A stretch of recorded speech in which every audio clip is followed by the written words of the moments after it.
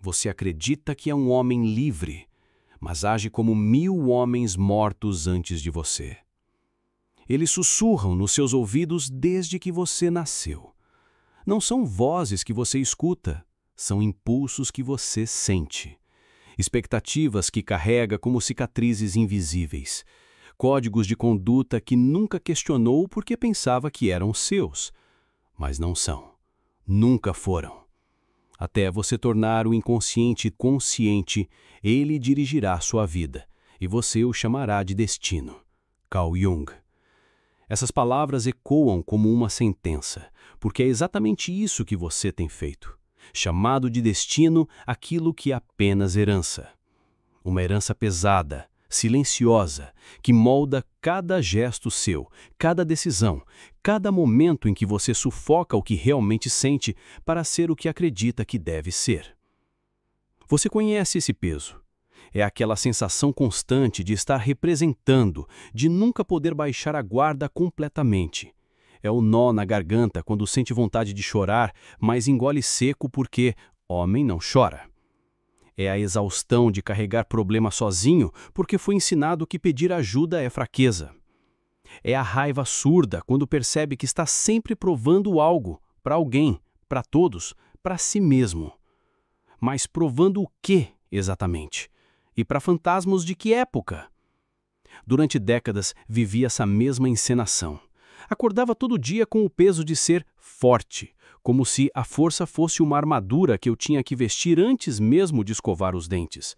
Trabalhava até a exaustão, não porque amava o que fazia, mas porque homem de verdade é provedor. Escondia vulnerabilidades como se fossem crimes. Transformava medo em raiva porque raiva parecia mais masculino. Eu estava preso e nem sabia. A prisão era tão bem construída que eu a chamava de personalidade. A primeira rachadura na minha matriz aconteceu numa noite qualquer. Estava no espelho do banheiro, exausto depois de mais um dia, tentando ser o homem que todos esperavam. Olhei para aquele rosto cansado e me perguntei: quem é esse cara? E por que ele parece tão vazio? Foi quando comecei a perceber os padrões. Como eu automaticamente endurecia a expressão quando alguém me olhava, como minha voz ficava mais grave em reuniões importantes, como eu jamais demonstrava a incerteza mesmo quando estava perdido, como eu transformava qualquer conversa emocional em estratégia ou solução. Você faz isso também. Nota como reage quando alguém questiona sua competência? Como seu corpo se retesa quando precisa admitir que não sabe algo? Como você se torna outra pessoa na presença de outros homens, mais duro, mais competitivo, menos humano? Esses não são seus comportamentos naturais.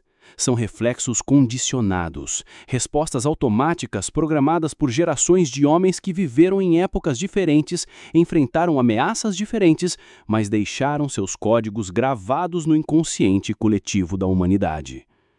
Carl Jung descobriu que existe uma camada da mente mais profunda que nossos pensamentos conscientes, o inconsciente coletivo. Ali residem os arquétipos, padrões universais de comportamento e significado que a humanidade acumulou ao longo de milênios. São como moldes invisíveis que formatam nossa experiência antes mesmo de pensarmos nela. Para nós, homens, esses arquétipos são particularmente cruéis. O guerreiro que nunca pode recuar, o herói que deve salvar todos, menos a si mesmo, o rei que governa através do medo de parecer fraco, o provedor que se define pelo que oferece, não pelo que é. Esses símbolos vivem dentro de você. Eles sussurram: seja forte, não demonstre fraqueza, resolva tudo sozinho, seja o rochedo na tempestade. E você obedece, pensando que está sendo autêntico, quando na verdade está sendo controlado por fantasmas ancestrais. A verdadeira dolorosa é que você não está vivendo sua masculinidade, está representando a masculinidade de homens que morreram há séculos. Jung falava sobre a persona, a máscara social que criamos para nos adaptar ao mundo. Para o homem moderno, essa máscara se tornou uma segunda pele. Ela é tão bem ajustada que ele esquece que está usando. Sua persona masculina foi construída camada por camada. Cada pare de chorar que você ouviu criança. Cada seja homem que te ensinaram adolescente. Cada expectativa silenciosa de que você deveria dar conta de tudo na vida adulta. Sua masculinidade se tornou uma performance tão bem ensaiada que você perdeu o contato com o homem real que existe por baixo dela. Eu me lembro do dia em que olhei no espelho e não reconheci quem estava ali. Não era eu. Era uma composição de expectativas, uma colagem de deveres masculinos que eu havia assumido como identidade. Era o homem que eu achava que tinha que ser, não o homem que eu era. A persona é necessária para viver em sociedade, mas se torna venenosa quando você não consegue mais tirá-la. Quando ela vira sua identidade, você vira prisioneiro da própria imagem. Cada interação se torna um teste. Estou parecendo forte o suficiente? Competente o suficiente? Masculino o suficiente? Você conhece essa ansiedade. É aquela pressão constante de manter uma fachada, o medo de que alguém descubra que, por trás do homem resolvido, existe um ser humano com dúvidas, medos, fragilidades. O terror de ser visto como fraco, inadequado, menos homem. Mas aqui está a verdade que ninguém te conta. Todo mundo sabe que você está representando. As pessoas sentem quando alguém não está sendo autêntico.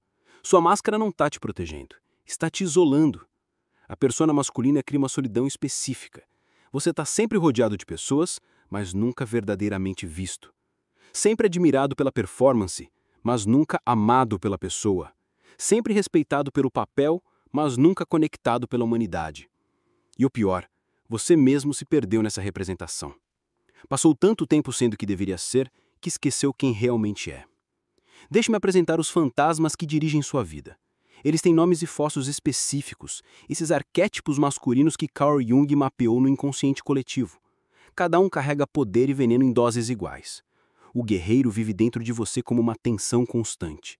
Ele transforma toda situação em batalha, todo desacordo em guerra, toda pessoa em aliada ou inimiga. Você sente ele quando seu maxilar se retessa numa discussão, quando suas mãos viram punhos diante de uma crítica, quando você trata a negociação como conquista. O guerreiro te deu coragem, mas também te roubou a paz. O herói é ainda mais sutil. Ele sussurra que você deve salvar todo mundo, sua família, seus amigos, até desconhecidos na internet. Você carrega os problemas dos outros como se fossem seus. Resolve crises que não são suas. Sacrifica sua energia por pessoas que nem pediram ajuda. O herói te fez generoso, mas também te tornou um mártir viciado em ser necessário. O rei arquetípico exige que você controle tudo ao seu redor, que tenha a última palavra, que outros dependam de você, que sua opinião seja lei. Você sente ele quando se irrita porque alguém fez algo do jeito errado, quando precisa microgerenciar, quando não consegue delegar porque só eu faço direito. O rei te deu liderança, mas também te isolou no topo de uma pirâmide solitária. O provedor é talvez o mais cruel. Ele mede seu valor pelo que você oferece materialmente. Sua autoestima sobe e desce com sua conta bancária. Você trabalha além dos limites, porque confunde identidade com produtividade, amor com provisão, valor pessoal com valor profissional. O provedor te fez responsável, mas também te transformou numa máquina de desempenho. Esses arquétipos não são malignos, são ferramentas que a humanidade desenvolveu para sobreviver, mas eles se tornaram prisões quando você parou de escolher quando ativá-los e começou a viver como se fossem sua identidade completa. Você não é apenas um guerreiro, ou apenas um herói, ou apenas um rei ou apenas um provedor. Você é um homem completo, que pode acessar essas energias quando apropriado, mas não precisa ser escravo delas. Jung chamava de individuação o processo de se tornar quem você realmente é, em oposição a quem os outros esperam que você seja. Para o homem moderno, isso significa enfrentar os arquétipos que o controlam e escolher conscientemente quais aspectos da masculinidade fazem sentido para sua vida real. Esse processo não é confortável. É como acordar de um sonho que parecia real. Você sente desorientação, medo, até raiva. Porque significa admitir que muito do que você pensava ser seu, na verdade era emprestado. Significa questionar verdades que pareciam inabaláveis. Quando comecei minha própria jornada de individuação, tive que confrontar o herói interno que me obrigava a resolver os problemas de todo mundo. Foi doloroso perceber quantas amizades eram baseadas apenas na minha utilidade. Quantas pessoas me procuravam não por quem eu era, mas pelo que eu resolvia. Tive que enfrentar o guerreiro que transformava qualquer desacordo em batalha. Descobri que eu estava constantemente em estado de alerta, tratando conversas normais como combates que precisava vencer. Minha mandíbula estava sempre tensa, meus punhos sempre cerrados, minha mente sempre estratégica. Questionei o provedor, que media meu valor pelo quanto eu conseguia dar aos outros. Percebi que estava usando dinheiro e recursos como substitutos para a presença emocional, que tentava comprar amor através da provisão, a admiração através da generosidade. Confrontei o rei que precisava controlar tudo ao redor. Aprendi que minha necessidade de ter razão estava destruindo relacionamentos, que minha incapacidade de aceitar outras formas de fazer as coisas estava me isolando das pessoas que mais amava. Não se tratava de rejeitar esses arquétipos completamente, mas de escolher conscientemente quando ativá-los, de ser herói quando a situação exigisse, mas não viver como se toda a situação fosse um resgate, de acessar o guerreiro quando necessário, mas não caminhar pela vida como se tudo fosse uma guerra. A individuação é um processo longo e muitas vezes solitário, porque quando você para de seguir os padrões automáticos, algumas pessoas não sabem mais como se relacionar com você. Você deixa de ser previsível, controlável, classificável. Mas do outro lado desse processo nasce algo raro, um homem consciente. O homem consciente não é o oposto do homem tradicional, é a sua evolução. Ele mantém a força, mas não a rigidez. Preserva a coragem, mas não a inconsequência. Desenvolve liderança, mas não dominação. Sua presença muda primeiro no silêncio. Ele aprende a ficar confortável com pausas, a não preencher todo o espaço vazio com palavras ou ações. Descobre que há mais poder no que escolhe não dizer do que no que sente obrigação de dizer. Nas conversas, ele não compete mais para ter a palavra final. Não precisa provar que é o mais inteligente da sala. Fala quando tem algo genuíno a contribuir e cala quando o silêncio serve melhor. Sua opinião ganha peso justamente porque não é oferecida a todo momento. Nos relacionamentos amorosos, ele para de tentar ser o homem ideal e começa a ser o homem real. Isso significa mostrar vulnerabilidade quando é apropriado, admitir quando não sabe algo, pedir ajuda quando precisa. Paradoxalmente, isso o torna mais respeitado, não menos. Descobre que força verdadeira não é nunca quebrar, é saber como se reparar. Que liderança não é controlar outros, é ter controle sobre si mesmo.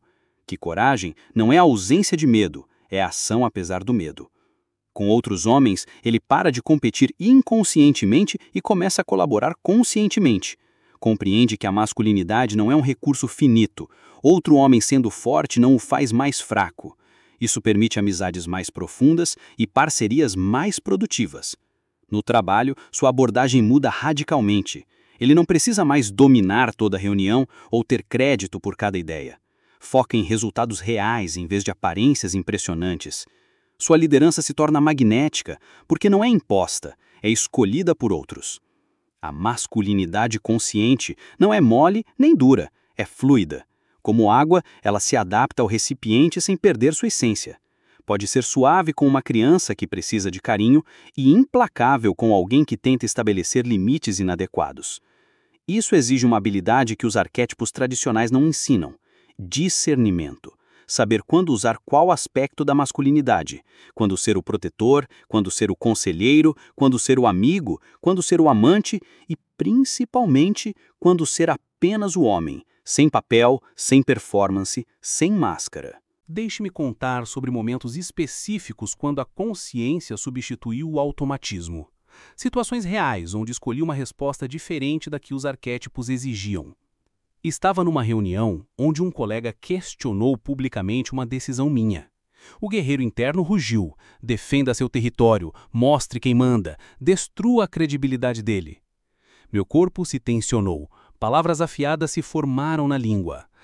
Mas dessa vez eu parei, respirei e escolhi uma resposta diferente. Você tem um ponto interessante.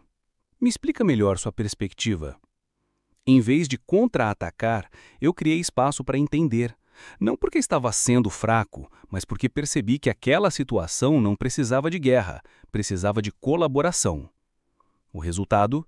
Chegamos a uma solução melhor juntos. Outra vez, minha companheira estava passando por um momento difícil e começou a chorar falando sobre pressões no trabalho. O herói interno gritou: resolva isso, dê soluções, seja útil. Minha mente já estava formulando estratégias, contatos que poderia acionar, problemas que poderia resolver. Mas ela não precisava de um consultor, precisava de um parceiro. Em vez de oferecer soluções, ofereci presença. Segurei sua mão e disse: "Isso deve estar sendo muito difícil para você." Não tentei consertar nada, apenas permiti que ela fosse vista e ouvida. Ela depois me disse que foi exatamente o que precisava. Num domingo, meu filho de 8 anos me pediu para brincar de boneca com ele. O rei arquetípico sussurrou: "Isso não é coisa de homem. Redirecione para algo mais masculino." Mas olhei para aquele menino que só queria conexão com o pai e pensei: que masculinidade frágil seria essa que não aguenta 20 minutos brincando com meu filho? Brincamos de boneca.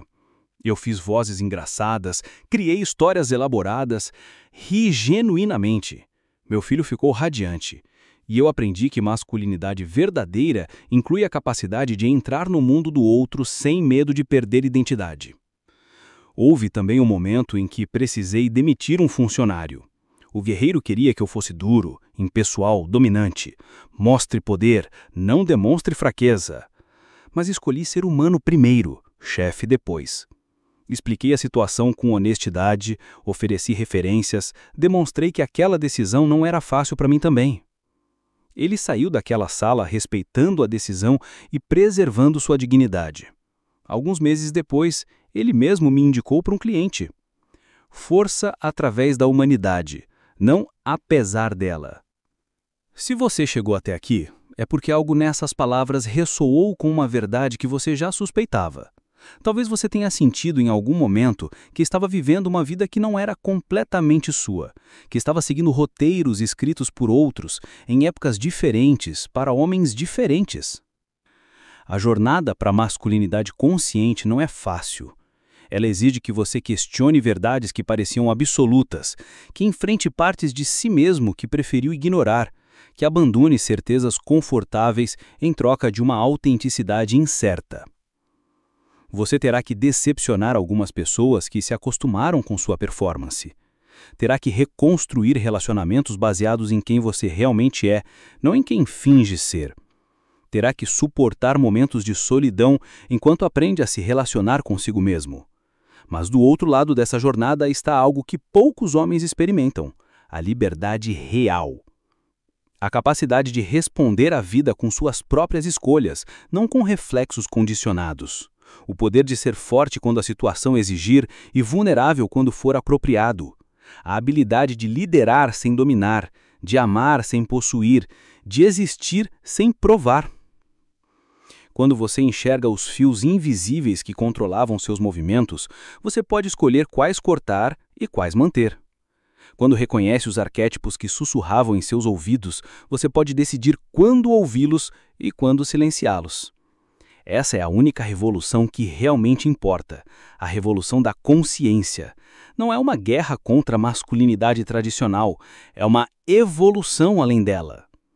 Os fantasmas dos homens mortos que viviam através de você não vão desaparecer facilmente.